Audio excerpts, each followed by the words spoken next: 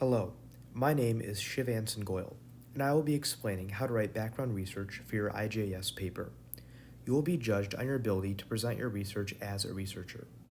For both the written report of the experimental investigation and the design investigation, you will include a section on background research, which is to be located after your purpose and hypothesis and before materials and methods. You should report to the reader background information and work done in the past that pertains to your investigation. Resources should be cited according to APA standards at the end of your report in the reference list. How to cite sources will be discussed later in the video. The background information needs to familiarize the judges with the scope of your study. First, you need to gather information about the topic from reputable sources. Academic journals are some of the most credible sources. Use the link on the screen to find a list of academic journals for various project categories. After reading about your topic, you can begin writing.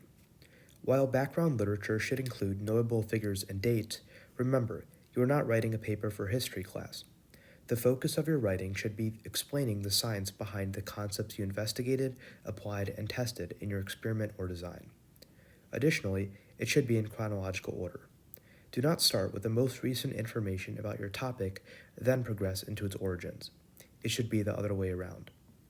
When writing, ensure that you define any potentially unfamiliar terminology that you use throughout the project. Terminology can include any equipment, materials, techniques, theories, equations, phenomena, or concepts. Defining these terms will help the judges have a more clear understanding of your project. You have to assume that the judge reading your paper is unfamiliar with the topic. Finally, it is important to mention and briefly summarize the history of experiments similar to the one you have done. At the very end, review your paper for grammatical errors and clarity. How to discuss the science behind your project in the background research for your IJS paper. Firstly, it should demonstrate an understanding of why and how your experiment is done the way you so chose. Using scientific concepts, it needs to be clear why you designed the experiment the way you did. The analysis after your materials, methods, and data discusses your results. However, the background literature section is for you to explain the design behind your experiment and scientific concepts involved. Additionally, it should explain why the dependent variable is affected by the independent variable, and the correlation of how it can be affected due to a change in the independent variable. To reiterate, you must say how the variables are related and how a change in the independent variable, which is what you are controlling, will affect the dependent variable, the result of a change in the independent variable. To explain this change, you should cite scientific concepts to back your reasoning. You should basically give detailed reasoning behind your hypothesis, supported by the science behind what you are testing and your dependent variable. Some questions to consider as you write your background research include: is it clear what scientific principles are tested or integrated in my experiment and how they work? Is it evident to the judges that I have a thorough understanding of the subject matter? Is my experimental design consistent with the information presented in my background research? Have I discussed any materials or methods that have been recently outdated and replaced by something more modern that I used in my project?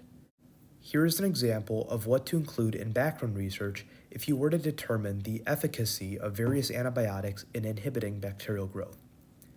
You should explain how the antibiotics inhibit bacterial growth, differences between the antibiotics you are testing, and why one antibiotic you are using may be more or less effective at inhibiting the certain bacteria culture.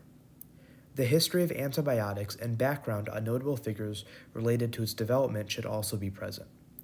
You can also include how antibiotics have improved since their creation and why the ones you are testing are commonly used to inhibit bacterial growth. Here's an example of what to include in background research if you were to determine the enthalpy from reacting different substances. You should explain the chemical reactions between various combinations of substances you test in your experiment. It needs to be clear how you are able to determine the enthalpy after the reaction takes place. Write about what makes a good insulator of heat and why you chose certain materials to prevent heat from escaping the system of which you recorded a change in temperature of. You should also discuss how instruments used, such as a thermometer, function. Finally, you should mention when the concept of enthalpy was created and any notable scientists involved. I hope this video helped you with understanding how to discuss the science behind your project and the background research for your IJS paper. Thanks. Hi all, my name is Ellie, and in this portion of the how-to video, I will be discussing the specific requirements for APA format and emphasizing how to create a citation. In short, we will be discussing giving credit when credit is due, the APA format, the reference list, and in-text citations. Giving credit where credit is due. One should provide a citation any time in which they incorporate research, data, ideas, etc., in which they are not one's own. There is no such thing as oversighting. So let's discuss a bit about what one's citations should actually look like. Scientific writing should be cited, referenced, and written in the format dictated by American Psychological Association, also known as the APA style. There are resources online such as Purdue and Boston University's School of Public Health that can answer specific questions about complex resources. However, this portion of the video will be discussing the basics of how to write an APA format. APA format 7th edition declares that the paper must be typed, double-spaced, and on standard paper with a 1-inch margin, standard paper meaning 8.5 by 11 inches. The font must be accessible and legible to all readers. While a specific font is not technically declared, a few of the widely used fonts include 11-point Calibri and 11-point Arial, as well as 12-point Times New Roman and 11-point Georgia.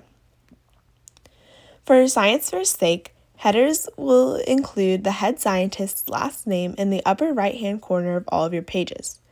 The footer will include continued page number throughout the entirety of your paper. Here's an example of what that may look like in terms of formatting, including headers and footers, font, and other specifics. Reference list.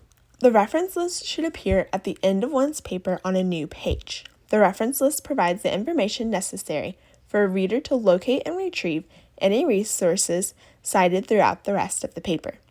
Each source one cites in the paper must appear in the reference list. It is important to know that any source that is credited via in-text citation must also be credited on the reference sheet. In short, all lines after the first line of each entry in the reference list should be indented. All authors' names should be inverted, so last name, comma, first name. Reference list entries should be alphabetized by the last name of the first author, and you should include all authors' names through the first 20. When referring to the titles of specific sources, capitalize only the first letter of the first word of the title and subtitle, the first word after a colon and dash in the title, and proper nouns. If you have multiple works by the same author, list them in chronological order from earliest to latest. Italicize longer works such as books, collections, journals, etc., but do not italicize, underline, or put quotes around shorter works such as chapters within the book or specific essays from a large collection. An example of a reference page is on the screen now. A pro tip is when creating your citation page, it is best to establish what the resource is. So are you citing a book, journal, website, essay, etc.? And then find an example of this kind of resource being cited and mirror it.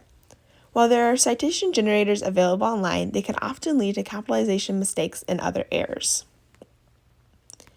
For in-text citations, when citing for APA format, the author, comma, date method is followed. If summarizing an author's general piece of work, no direct page numbers are needed when citing the source internally. However, if the text is providing a direct quote from a book, an article, etc., then a page number is vital in your citation.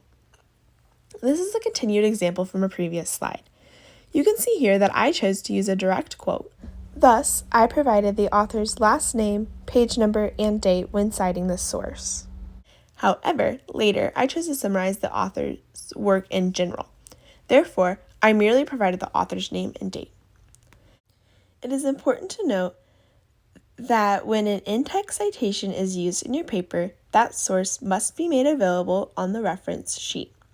To conclude, this video is a general guide that can be used when writing the background research and reference page for the Illinois Junior Academy of Science Fair.